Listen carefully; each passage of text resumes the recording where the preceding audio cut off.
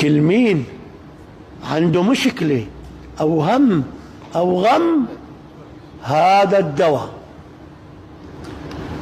تسبيحة الفرج علمها سيدنا النبي للسيدة أسماء بنت عميس، مروية عند الإمام أحمد في مسنده وابن حبان.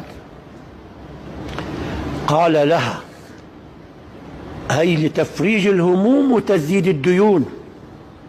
تفريج الهموم وتسديد الديون. ولا طلاب سيئين انتم. تفريج الهموم وتسديد الديون. ايوه كده.